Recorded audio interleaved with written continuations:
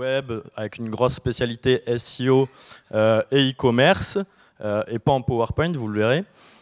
Et sinon, toujours en freelance, je suis responsable SEO de Conforama depuis 3 ans à peu près.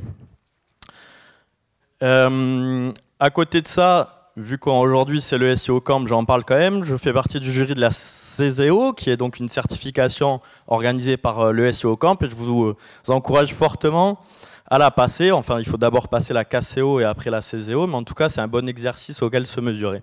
Au passage, du coup, en parlant de la CSEO, je tiens à remercier tous les bénévoles de l'association qui quand même font, je pense, du très bon boulot ces derniers temps, enfin depuis toujours, mais voilà, avec une année très riche. Je pense qu'on peut les applaudir parce que c'est du bénévolat, donc merci à l'association.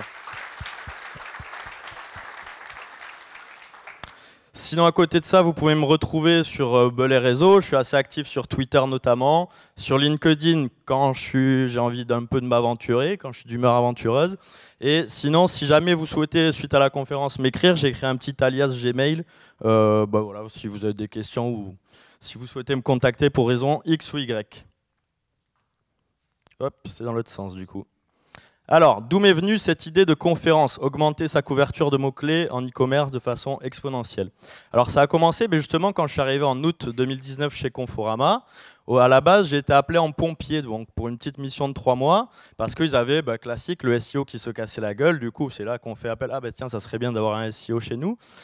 Du coup, je suis arrivé. Au début, ça a été de corriger tout ce qui est les problèmes techniques, les gros freins majeurs technique SEO, donc correction, rattrapage de la dette technique. Puis après, on a attaqué les projets un peu plus avancés, remettre en place les basics d'optimisation on page, maillage interne, etc., le contenu, enfin bref, le classico. Et on a commencé à regagner des positions, à augmenter sensiblement notre visibilité globale dans les SERP.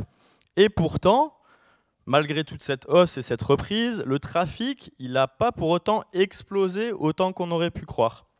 Alors, pourquoi? Pourquoi?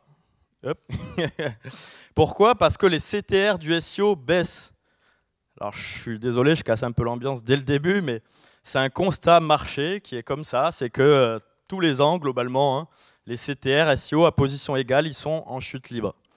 Sur un an, ça c'est une étude Advanced Web Ranking, sur un an on a perdu entre 1, selon les périodes, entre 1 et 3 points de CTR sur la position 1, ce qui est quand même conséquent.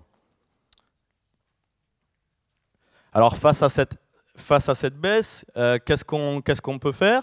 Enfin, pourquoi cette baisse, pardon en tout cas, c'est comment je l'explique moi. C'est d'une part la hausse du trafic mobile, sachant que le mobile a globalement des CTR SEO en général plus faibles. Il y a aussi le fait que Google joue la confusion de plus en plus entre les annonces paid et le reste, l'organique. Et il y a bien sûr tous les formats Google, divers et variés, les snippets, le knowledge graph, etc. Bref, la SERP qui est devenue un sapin de Noël et c'est plutôt malheureusement au détriment du SEO. J'ai aussi fait un petit constat en fouillant tout ce qui est data Search Console sur pas mal de grosses propriétés, que en gagnant 1 à 2 positions moyennes sur vos requêtes, donc Data Search Console, votre CTR il ne bouge pas. Donc si vous gagnez des positions, mais ce que vous obtenez, c'est seulement de rester ISO en fait, d'année en année.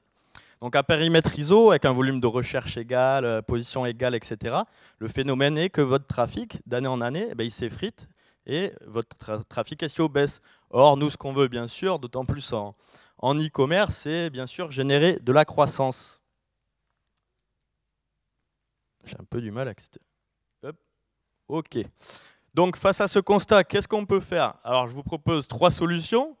Première solution, j'achète une formation PDF d'un expert Google Ads.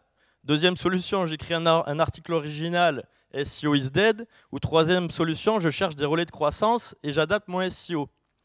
Alors, petite surprise interactive, vous allez retrouver sous vos fauteuils, il y a des appets pour faire le vote. OK, ça n'a pas marché là. J'ai voulu faire Xavier Niel, mais ça ne marche pas, il n'y a rien sous vos sièges, c'est bien dommage. Alors moi, la solution qui me paraît idéale et qui me paraît évidente, c'est d'augmenter sa couverture de mots-clés, c'est le titre de la conférence. Alors, augmenter sa couverture de mots-clés, certes, mais sur quel type de mots-clés? Eh bien, vu qu'on est en e-commerce, c'est sur de l'intention de recherche dite do ou les requêtes transactionnelles.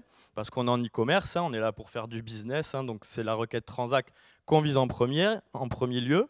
Et avec quel type de page on répond à ces requêtes-là? Eh bien, c'est naturellement des listings produits. Pourquoi des listings produits? Parce que sur les requêtes transact, tout simplement, c'est ce qu'attendent les utilisateurs, c'est du listing de produits. Et donc, c'est ce qu'attend également Google. Alors, on attaque un peu le sujet, on commence doucement, tranquille, sur une technique, une méthode très classique, c'est d'affiner bien sûr sa segmentation, son arborescence, son menu, etc. Donc on peut retravailler la sémantique de sa segmentation, l'affiner, renommer certaines catégories pour mieux matcher avec les requêtes. On peut bien sûr créer de nouvelles catégories, naturellement, pour aller chercher de nouveaux mots-clés. Le problème de cette méthode, notamment sur les sites de moyens à fort volume, c'est qu'on a des contraintes. On a toujours les contraintes, même en 2022, avec le commerce, tout ce qui est acheteur, etc. Souvent, je ne sais pas si vous êtes confrontés avec ça, mais ils ont encore beaucoup trop le pouvoir en 2022, malheureusement. Et donc, eux, des fois, ils ont leur propre wording, jargon technique, etc. Et c'est dur de les faire bouger, en fait, les driver SEO first, finalement. On a aussi des fois des contraintes techniques qui sont liées au PIM, donc au gestionnaire de catalogue, et puis à tout au CRM ou à votre CMS, avec l'arborescence qui est des fois un peu figée avec ses propres nomenclatures, et ça peut des fois être un paquebot dur à faire évoluer. Et enfin, souvent, tout ce qui est le travail sur la segmentation, qui dit segmentation, dit potentiellement des fois des refontes de menus. Et des refontes de menus, c'est un chantier, vous en conviendrez, qui est très lourd et on préfère l'éviter. C'est des chantiers sur lesquels les SEO, on s'arrache les cheveux. On passe à la deuxième grosse méthode, gros outil qu'on a à disposition en e-commerce. Alors, c'est un sujet, je sais, qui est déjà évoqué. Je crois qu'il y a d'autres conférences qui en parlent. On va quand même un petit peu en parler. C'est l'ouverture des facettes, des filtres. En fait, on en parle souvent, mais c'est vraiment quelque chose qui est sous-exploité par de nombreux e-commerçants. Les filtres utilisateurs qui existent déjà sur votre site pour la navigation, c'est en fait un réservoir de requêtes moyenne, traîne, qui est sous-exploité. Et le gros avantage de l'ouverture de facettes, de filtres, c'est que vos pages, les templates, finalement, ils existent déjà, puisque vos filtres ils sont en place dans la navigation. Et enfin, le dernier avantage de l'ouverture des facettes, c'est qu'une fois que votre système de gestion d'ouverture est en place, vous êtes autonome. Quand je dis vous, c'est le SEO. Vous n'êtes plus dépendant de la technique, du commerce, du market, etc. Votre système, il est OK. Vous pouvez ouvrir des lots de facettes quand vous le souhaitez. Alors concrètement, comment on procède à l'ouverture des facettes? En deux grosses étapes globales que vous connaissez, je pense. Et en premier, on fait bien sûr une étude sémantique pour détecter quelles sont les meilleures combinaisons à aller chercher en regardant les volumes de recherche, etc. On fait des croisements, mon mot-clé générique, ma catégorie générique, plus le mot-clé du filtre, etc. Donc canapé gris, canapé beige, etc. Et après, il y a aussi dans l'étude un point qui est quand même important, c'est détecter celles qu'il ne faut pas ouvrir. Donc celles qu'il ne faut pas ouvrir, c'est celles qui renvoient pas assez de produits, par exemple, sur vos listings, qui ont des volumes de recherche trop faibles sur Google, ou qui sont tout simplement pas pertinents en point de vue requête, qui ne feraient pas de conversion, etc. Et enfin, la deuxième étape, c'est bien sûr de développer le système de gestion d'ouverture au crawl et à l'indexation.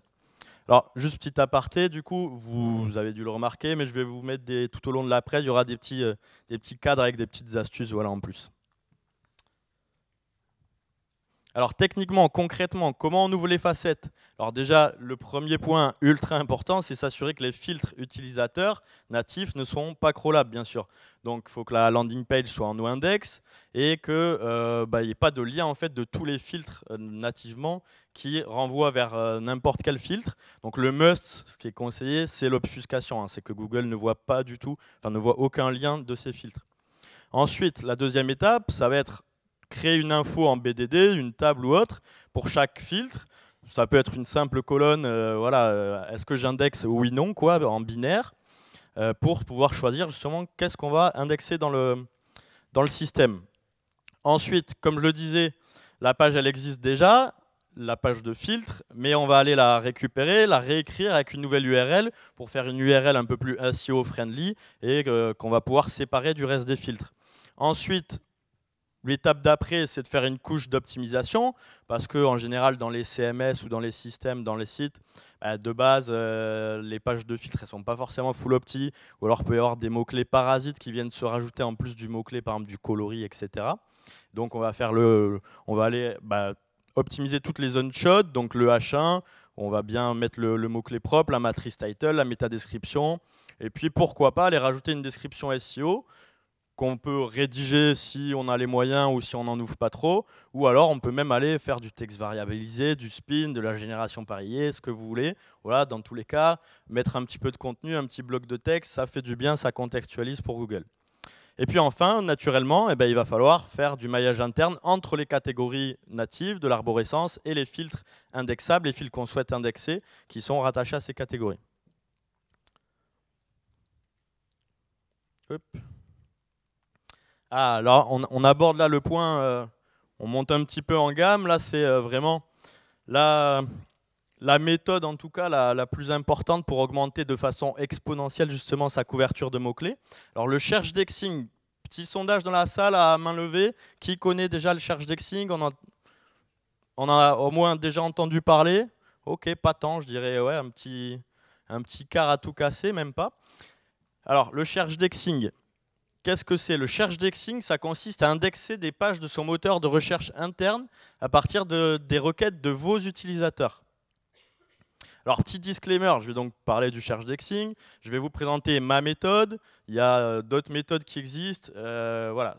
Et c'est une méthode qui est utilisée plutôt sur les sites de moyens à plutôt grosse, à très grosse taille. Mais vous allez le voir, c'est important de connaître comment ça marche. Alors le search indexing, c'est plutôt un secret un petit peu de polichinelle. On entend assez rarement parler en conférence à ma connaissance. C'est un système, le search indexing, donc le fait d'indexer ces pages de recherche, qui est souvent décrié par la communauté. Pourquoi? Parce que c'est vu comme du spam. Et puis il y a encore, je pense, l'empreinte de Google Panda, où voilà, le fait de créer plein de pages à la volée, etc., de manière automatisée, ça a tendance encore à faire peur 10 ans après. Et pourtant, le search indexing, vous n'en avez pas entendu parler pour certains, et c'est ce qui génère vraiment le plus de cash, le plus de chiffre d'affaires dans le top e-commerce français. Le search indexing, c'est, donc là je vais parler e-commerce, mais ça peut s'appliquer à d'autres types de sites, des sites d'annonces, des sites de listing en tout genre, etc. Et puis ça peut aussi vous donner des idées pour des plus petits sites d'appliquer à votre échelle. Et donc, comme je le disais, c'est important, même si, par exemple, vous n'avez pas la taille de catalogue nécessaire pour faire du search indexing full auto chez vous, c'est quand même très important de connaître les techniques de vos plus gros concurrents, donc les grosses places de marché, etc. Alors justement, le search indexing, qu'est-ce que ça représente pour se rendre compte du phénomène search indexing dans le paysage de l'e-commerce français? Donc il y a quelques tout petits sites qui l'utilisent, comme Conforma, bon ça c'est moi. Il y a Cdiscount par exemple, ManoMano, Rakuten, ou encore même, j'aurais pu citer des encore plus petits comme Amazon qui font du search indexing à balle aussi. Pour donner quelques chiffres et se rendre compte, exemple Cdiscount, alors là c'est de la data Href, je précise. Le search indexing, ça représente 25 millions du trafic SEO mensuel estimé sur 45 millions, data Href. Donc ça, pour le voir, faut leurs URL de search indexing, pour les reconnaître, elles ont dans le pass de l'URL, elles ont le /r- pour les reconnaître. Okay, c'est, selon un site de point URL, 3,7 millions de pages indexées, rien que ça. Et selon Href, 1,5 million de mots-clés. Donc on est sur des volumes, je ne sais pas si vous vous rendez compte, c'est monstrueux. Chez Rakuten, par exemple, on le voit là sur Systrix, c'est la courbe en rouge, c'est plus de 70% de leur visibilité SEO totale qui est liée à leur search indexing. Eux, leur search indexing, c'est le répertoire /s, si vous voulez aller voir. Et donc, ça représente, pour comparer, plus de 5 fois la visibilité de leur navigation native, c'est-à-dire leur arborescence, leur catégorie, etc. Le search indexing. Hop, je vais comme me tromper. Alors, on rentre un petit peu dans le détail sur comment ça marche, le search indexing, le process, les grandes étapes. Je vais essayer de vous détailler un peu ça. Donc, les 5 grandes étapes, c'est d'abord, bien sûr, de récupérer les requêtes des utilisateurs dans le moteur. Ensuite, la création de la base de mots-clés. Ensuite, une passe de filtrage. création des pages naturellement, et puis après, le maillage et l'indexation. On va rentrer dans le détail par rapport au schéma un petit peu. La première étape, naturellement, ça va être de récupérer les requêtes dans les moteurs de recherche, dans votre moteur de recherche interne. Donc, les CMS les plus répandus comme PrestaShop, WooCommerce, etc. Souvent, dans le moteur natif, il y a des widgets ou autres. Vous pouvez récupérer la data. Vous pouvez aussi récupérer la data avec le tracking de Google Analytics, où vous pouvez traquer les recherches internes. Et puis après, si vous êtes sur des plus gros sites ou sur des moteurs de recherche plus évolués, type Algolia ou tout ce qui est moteur basé sur Elasticsearch, pareil, en général, il y a de l'extraction de data qui est possible sur ces recherches-là. Du coup, on va aller récupérer toute cette data, on va y ajouter une couche d'infos supplémentaires, par exemple, pour chaque requête tapée par les utilisateurs, combien de fois elles ont été recherchées, sur le mois ou sur 12 mois glissants, par exemple. Ça va nous servir à mieux qualifier. On va aller récupérer aussi combien de produits sont retournés.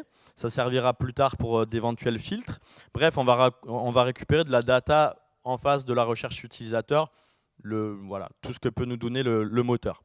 Ensuite, on va injecter dans le système. Donc, quand je dis le système, c'est le système de search indexing qu'on va créer, le back-office, etc.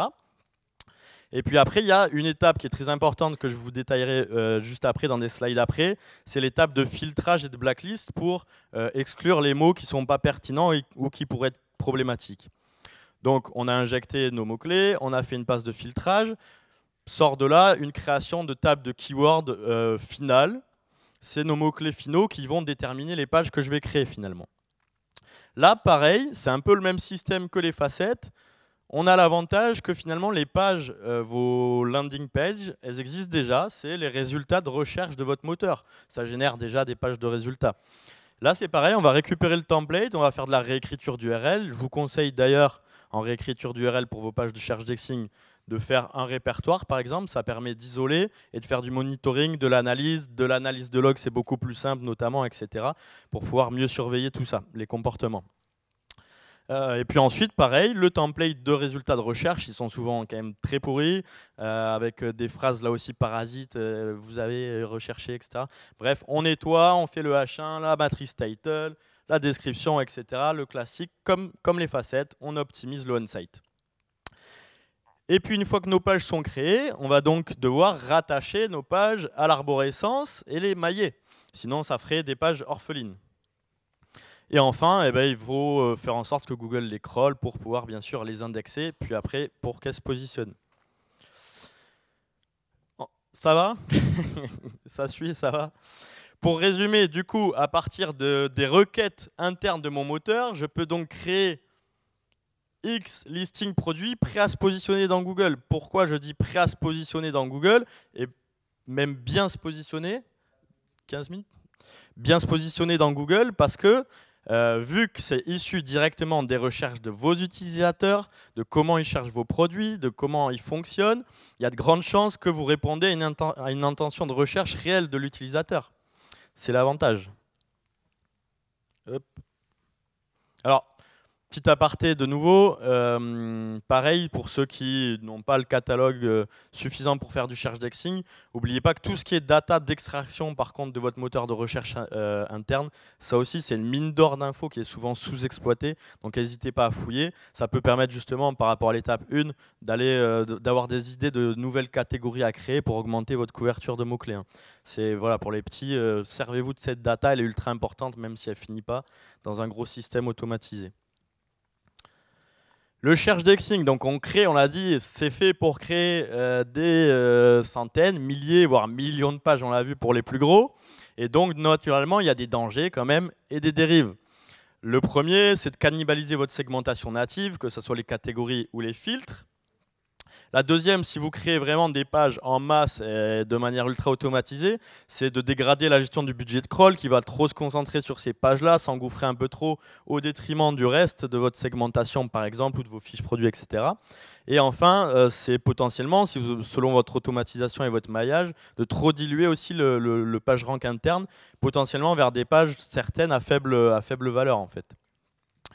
Enfin, il faut se méfier du spam. Il peut y avoir des cas de spam malveillant, c'est-à-dire que quelqu'un qui repérerait que vous avez un système de search indexing full automatisé, il pourrait taper en masse avec des bots ou autres des recherches dans votre moteur et il vous générait des landings en fait.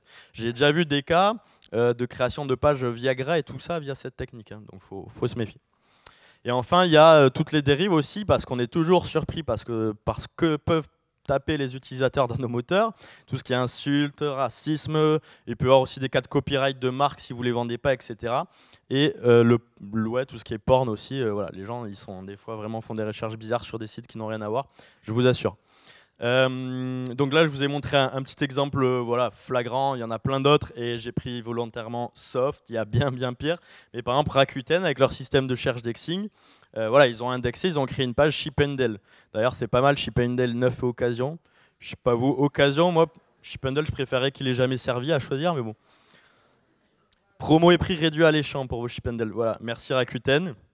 Bref, voilà, il faut faire attention à ces dérives. C'est pour ça qu'en astuce, je vous conseille, moi en tout cas, c'est ma méthode, c'est mon approche, c'est de faire de l'ouverture graduée, de maîtriser en sélectionnant, en faisant par top, par lot, et d'y aller mollo quoi, pour éprouver finalement votre système, avant de monter, de scaler, pour monter.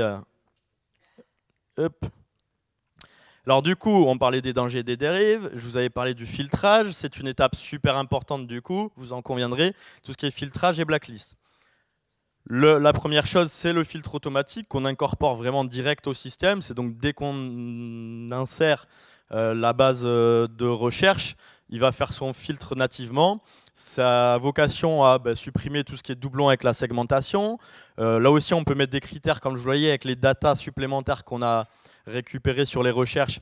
Par exemple, on exclut les recherches qui génèrent des listings où il y a trop peu de produits qui répondent, parce que pas d'intérêt à créer une page de recherche s'il n'y a qu'un seul produit. Enfin, un listing produit avec un seul produit, ça ne fait pas sens. S'il n'y a pas assez de recherche utilisateur, bref, tout ça, on peut alimenter avec d'autres data. On peut aller plus loin, faire des scorings sur les taux de conversion des produits, etc., etc. On peut aller loin. Et enfin, ce que j'aime bien, c'est avoir une blacklist qui vient en surcouche, qui vient après, et qui là va surpondérer toutes les autres règles, enfin passer outre toutes les autres règles, et supprimer, exclure les mots-clés du système, et faire en sorte que les pages ne soient pas créées.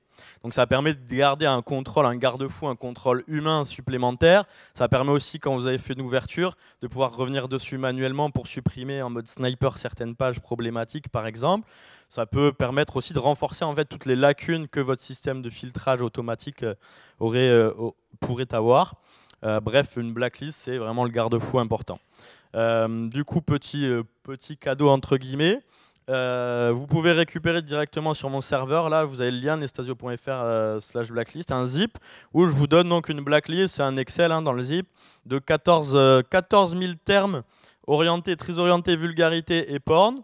Alors ça peut vous servir si un jour vous ferez du search indexing, ou même peut-être que d'autres trouveront d'autres utilisations pour des systèmes automatisés. Voilà, donc une blacklist, c'est cadeau. Figurez-vous, pour la petite anecdote, j'ai été quand même payé une journée pour faire cette blacklist. Donc j'ai été payé pour aller scraper Pornhub et autres. Voilà, c'était jouissif, sans mauvais jeu de mots, quoi. Voilà. Ah, ça marche pas en majuscule. Ok, merci. Donc SEO Camp 22 en minuscule. En tout cas, le téléchargement marche, c'est déjà ça. Alors, oula, elle est lourde cette slide, je vous avais prévenu. Je suis vraiment pas spécialiste en PowerPoint. Maintenant qu'on a créé nos pages qui ont été filtrées, il reste normalement, je dis bien normalement, que les bonnes pages intéressantes. Il faut bien sûr, comme je le disais précédemment, relier le tout. On va donc créer des blocs de maillage interne dédiés. Vous avez un exemple de Cdiscount, c'est leur bloc Découvrez aussi qui place en sidebar. Vous pouvez aussi le mettre après le listing produit, en dessous de la pagination. Bon, ça, vous vous débrouillez avec votre UX. Chacun fait sa petite guerre avec les UX, mais en tout cas, vous créez votre bloc dédié. Dans ce bloc dédié, on va aller naturellement relier les catégories avec le search indexing, les pages de search indexing entre elles aussi. Ensuite, on va aussi relier les catégories, je reviens aux filtres indexables, et les filtres indexables vers les search indexing reliés. Et enfin, souvent, on le voit peu souvent finalement, et c'est aussi inexploité, je trouve, c'est le maillage depuis les fiches produits. En e-commerce, il ne faut pas l'oublier, souvent, le plus grand nombre de pages qu'on a, c'est les fiches produits. En fait, c'est notre plus grosse manne de pages, voire de page rank des fois. Et il faut faire des liens remontants des fiches produits parce que souvent on a notre catégorie qui link vers notre fiche produit, mais il faut faire aussi l'inverse, la réciprocité. Du coup, vous pouvez aussi sur une fiche produit faire un bloc de liens et renvoyer vers les catégories mères de ce produit, vers les filtres indexables liés aux catégories mères de ce produit, et enfin, bien sûr, vers nos pages de cherche d'indexing qui ont été rattachées. Alors, je parlais de rattacher, justement, ça c'est une problématique. Comment on rattache les pages de cherche d'indexing à une catégorie, comment on les rattache à l'arborescence? Eh bien ça, on peut utiliser des techniques de scoring de proximité sémantique, du coup, voire aller même plus loin pour ceux qui ont les moyens et les ressources avec de l'IA, du machine learning, NLP, enfin, ouais, etc., ou même des tools, hein, c'est la stule. Il y a Babar, je crois, qui commence à proposer de plus en plus des choses sur le maillage interne. Il y a des outils comme Cocon SE, OnCrawl qui avance aussi sur ces sujets, ou alors des systèmes maison si vous avez la chance d'avoir des data scientists ou autres chez vous. Et après, une autre méthode aussi qui peut être efficace et assez simple, c'est d'utiliser les suggestions du moteur de recherche interne ou l'autocomplétion. C'est-à-dire dans un moteur, quand vous tapez je sais pas, canapé droit, il va vous proposer votre catégorie qui connaît de votre arborescence canapé. Et donc en fait, ce lien, souvent en faisant appel aux API des moteurs de recherche interne, vous pouvez le récupérer et ça peut permettre de faire votre rattachement à l'arborescence dans votre système et de créer tout ça. Et puis après, il y a tous les liens logiques, bien sûr, de segmentation, liés à votre arborescence, faire de l'exact mot-clé, etc. Bon, les systèmes plus simples. Une fois qu'on a ces pages rattachées à l'arborescence, pour le cherche indexing aussi, on construit des fils d'Ariane. On les rattache idéalement à notre arborescence. Et puis enfin, toujours sur le maillage interne, ça c'est un conseil, ça fait des fois un peu débat dans la communauté. Moi, en tout cas, je suis pour, c'est de structurer son arborescence en silos, notamment les méga menus, faire des silos, donc de l'obfuscation. Vous en pensez ce que vous voulez. En attendant, tous les gros sites qui performent en SEO, les Cdiscount & Co, ManoMano & Co, ils font de l'obfuscation, de méga menus. Donc après, vous prenez ça comme vous voulez. Mais après, ne pas faire de l'obfuscation et du silo bête et méchant. On peut quand même faire du maillage transverse. Je conseille de faire du maillage transverse, sémantique transverse. C'est-à-dire que des fois, en fait, on a des cas, quand on a fait ces silos, par rapport à son menu, à son arborescence, où, je donnais l'exemple, chaise scandinave, c'est dans mes catégories chaise, siège, etc. Et alors que la décoration scandinave, elle est dans une autre catégorie, décoration textile, etc. Et notre système, nos silos, ça va les rendre hermétiques entre elles. Là, ça peut être intéressant, du coup, par proximité sémantique, parce que là, il y a le mot-clé scandinave, de les relier, de faire un peu de transverse pour un peu ouvrir les chakras du maillage interne, entre guillemets. Puis enfin, bien sûr, il y a maillage interne à la mano. Vous pouvez pour les petits sites déjà, et puis pour faire du fine-tuning aussi pour les gros sites, si vous avez les moyens, le temps, etc., d'aller rajouter du mot-clé. L'analyse humaine, c'est toujours bien aussi. Hop. Il va te rester un peu moins de 5 minutes. Ok. Bon, je fais comme Alan avant, c'est ça, j'ai 20 minutes de plus. Je plaisante. Donc, on a donc nos pages, elles ont été rattachées à l'arborescence. Alors, le maillage interne, s'il est bien fait, est censé faire en sorte que Google découvre nos pages, les crawl et puis les index. Malgré tout, vu qu'on parle de gros volume potentiel de pages, c'est mieux de l'aider quand même un petit peu. Donc, je conseille de faire un plan de site HTML spécial cherche indexing, c'est l'exemple. Vous pouvez prendre le top X requêtes, par exemple, les meilleures pages de votre cherche indexing, ou selon une saisonnalité, ou selon ce que vous voulez pousser, etc. Et puis cette page, vous la linkez, je sais pas, depuis la home page, depuis le footer, etc. Et enfin, toujours pour faciliter la découverte, un sitemap XML dédié. Ça va aider donc à Google à avoir le listing de toutes les URL. Et puis, ça va aussi, très important, vous permettre de suivre dans la Search Console la couverture d'indexation. C'est des infos très précieuses pour ce genre de système où on pourrait avoir des problématiques d'indexation. Voilà le cherche indexing. Concrètement, je vous donne deux cas qui sont à des niveaux de maturité un peu différents. Donc, le système de Conforama qu'on a lancé fin 2020 début 2021 avec une première ouverture toute modeste, avec seulement 1000 requêtes insérées dans le système. C'est que dalle pour un site comme Conforama, qui a un catalogue énorme de millions de produits, etc. Grosse marketplace. Et donc vous voyez, c'est la courbe en rouge. Donc c'est la visibilité SEO, hein, c'est des courbes Systrix. Donc la première ouverture qui a fait déjà des premiers paliers de visibilité intéressante. Et puis début 2022, une ouverture x10. On a fait un x10, on est passé à 10 000 requêtes dans le système. Ça ne veut pas dire 10 000 pages créées, vous l'avez compris, parce qu'il y a les filtres, il y a les blacklists, etc. Mais on est aux alentours, bon, je ne sais pas si je peux le dire, bon, à 7-8 000 quoi, pages. Voilà. Et donc ce qu'on voit quand même, c'est que le répertoire Cherche Dexing, c'est devenu le top répertoire SEO assez facilement en termes de visibilité. Ça a dépassé notre univers canapé, salon séjour, qui est historiquement notre grosse spécialité chez Confo. Voilà. Donc ça va vite, ça marche très bien. Et alors, ce qui est bien aussi, et ce qu'il faut surveiller, c'est que on parlait de cannibalisation, etc., c'est que ça ne dégrade pas le reste de la segmentation. Et là, ce qui est intéressant, c'est qu'il se trouve qu'en plus, quand on a fait les ouvertures, ça a fait monter aussi le reste de la nav, globalement.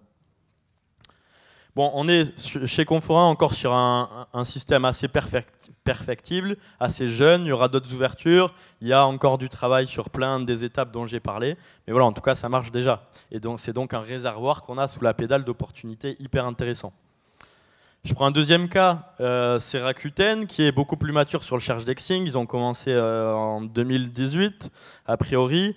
Depuis, ils ont dû faire de multiples ouvertures, voire leur système, il est peut-être, je ne sais pas ça, je ne suis pas en interne, un peu en roue libre et full automatisé. Quelqu'un lève la main? Non? Ah, ok. Et donc, un système, on le voit, qui a pris des très grosses ampleurs, mais pour le coup, je le disais tout à l'heure, c'est 5 fois le poids de visibilité de la nav. Donc finalement, est-ce qu'ils ne sont pas confrontés à des nouvelles problématiques de riches, entre guillemets, mais des nouvelles problématiques, c'est est-ce que ça surplombe pas trop la nav? Et en fait, en analysant un petit peu, en investiguant un peu dans les outils, etc., les mots-clés qui remontent, ce qu'on se rend compte, c'est qu'en effet, ils ont sûrement généré des problèmes de cannibalisation, aussi des dérives, on l'a vu, hein, de mots-clés voilà, un peu bizarres, etc. Et ça a pu peut-être handicaper leur navigation. Et j'ai remarqué d'ailleurs, je pense que c'était en réaction à ça, qu'ils ont opéré certaines coupes. Donc coupe, c'est-à-dire supprimer des lots de pages, a priori. Donc on voit, c'est les plateaux, voilà, ils sont globalement tout le temps en croissance dessus, c'est la courbe rouge. Et les coupes, ils ont fait des coupes pour mieux repartir. On nettoie un peu, hop, et après on repart, on relance le système. En tout cas, j'imagine qu'ils ont fait comme ça. Voilà, en gros, en tout cas, on se rend compte quand même du potentiel de ces systèmes. Et j'espère que vous vous rendez compte que tous les gros sites e-commerce, les marketplaces, quasiment le font ou s'y mettent petit à petit. Et ça représente des gros volumes de visibilité. Et donc de cash. D'ailleurs, je critiquais pas Rakuten, hein, je suis certain qu'ils génèrent un montant de chiffre d'affaires astronomique avec le Cherche Dexing.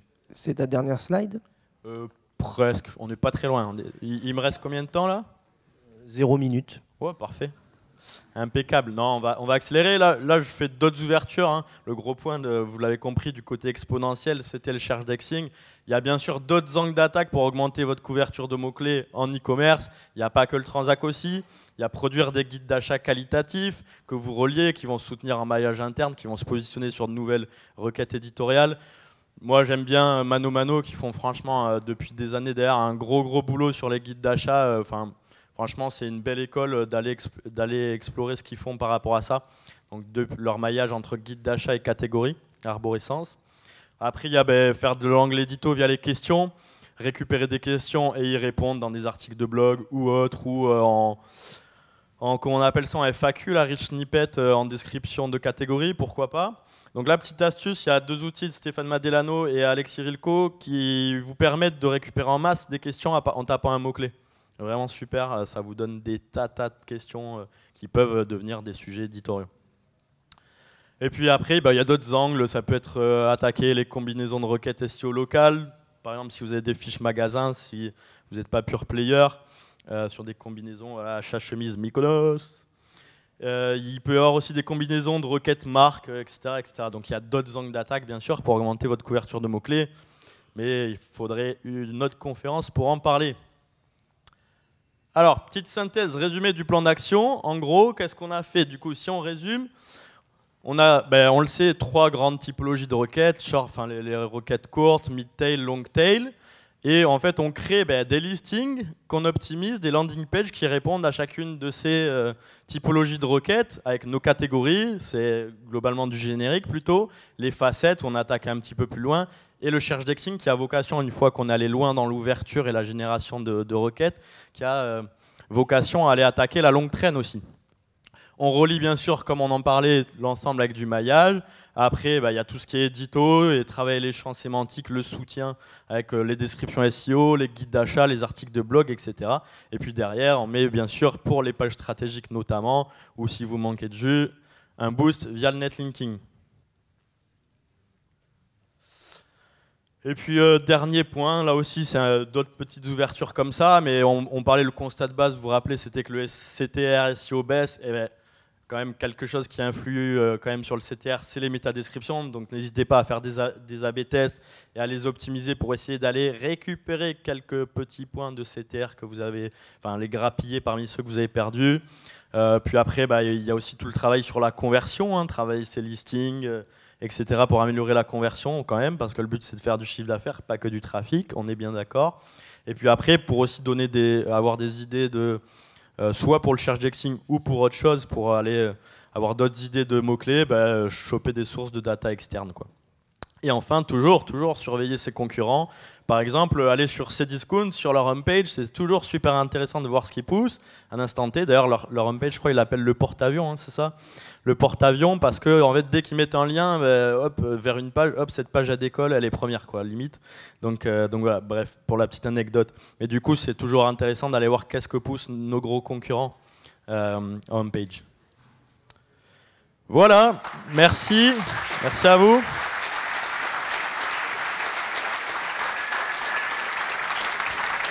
Merci. Bon baptême du feu réussi. Ouais, je sais pas. C'est pas mal de le dire. Personne n'a l'air de t'insulter, donc ça a l'air d'aller. Ouais, c'est bon signe.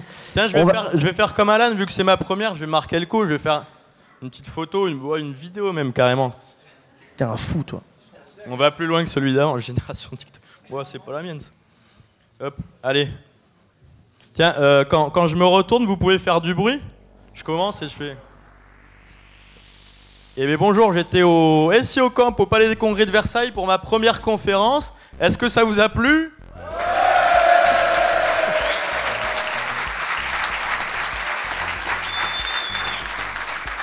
Merci.